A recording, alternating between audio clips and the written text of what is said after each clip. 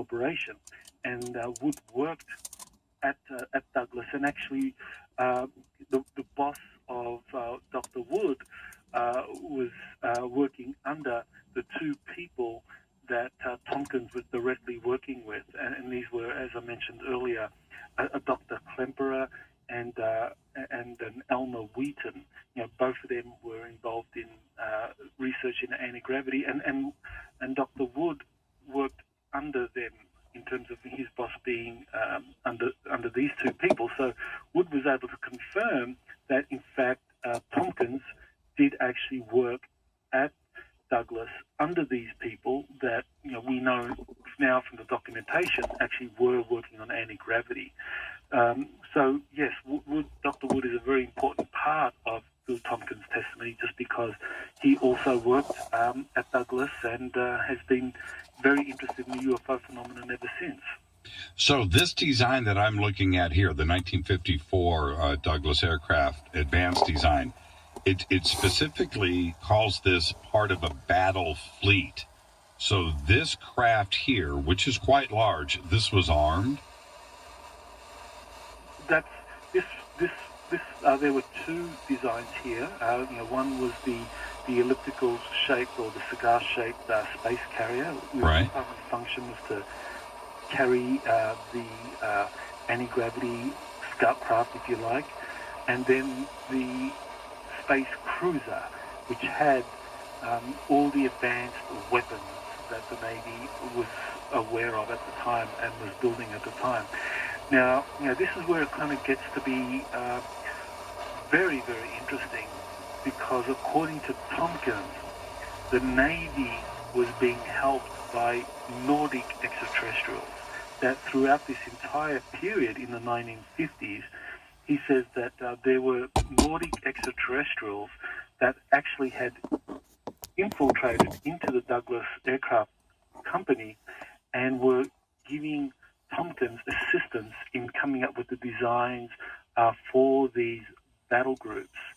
And basically they were doing this because they wanted the United States to develop its own space program to be a counterweight to the program that had been developed in conjunction between the Nazis and the reptilian extraterrestrials. Because basically it's like in the kind of galactic politics, the reptilians and the Nordic extraterrestrials are typically on the other competing sides of various galactic conflicts, and the Earth was drawn into this, and so throughout the Second World War, while the Nazis were being overtly helped by reptilians, the Allied forces were being covertly helped by these Nordic extraterrestrials, and that continued throughout Tompkins' time at Douglas Aircraft, and he kind of discusses that in great detail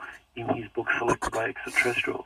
Well, and he's got kind of two different problems on his hands. Number one, he has got documents, and number two, he's got the rest of it by memory, because that was his job in 1942 to 1945, was to remember these things. Why hasn't he been silenced, or is he part of the disclosure that the government is trying to impose? Well, this is very interesting, because he says that what happened was that in 2001, he approached a Navy admiral who was the executive director of a group called the Navy League, right, the national organization, and the Admiral Hugh Webster, he looked at what Tompkins had written. Tompkins at the time had written about a third of his book, and basically told Tompkins, yes, go ahead and tell your story, reveal everything that happened to you. So he didn't try to shut down Tompkins at all. It was like Tompkins was given the go-ahead to reveal everything. And ever since that time, Tompkins has continued to have the support of the Navy. He continues to attend Navy meetings, and as recently as 2 weeks ago, there was a meeting out at San Diego. It's called West 2016, and it is the premier Navy aerospace gathering, at least on the West Coast, with many hundreds of top aerospace corporation executives and admirals and captains all meeting to discuss things. And Tompkins says that these meetings are often used to try to help the secret space programs learn about the latest R&D and how that's going to be integrated into their space battle groups. And so this is something that Tompkins still has his security clearance.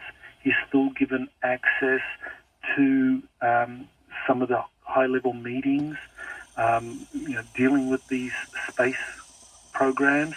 And Tompkins has agreed with me when I asked him, well, does this mean that you're part of a U.S. Navy-sanctioned disclosure initiative? He said yes. Well, and that's my point. Here, he's attending these meetings. He still has his secret clearance that he needs to attend these meetings with. His book, which is titled Selected by Extraterrestrials, they are aware of this. So that says a lot about Tompkins himself, about his background and how he can be trusted about what he is saying, because they are letting the book publish and they haven't revoked his credentials. That's a very good point there, Jimmy. That's very critical. So for anyone that's involved in anything to do with government, if you do something that the government doesn't like, that's the first thing they pull is your security clearance, because then that means the end of your career.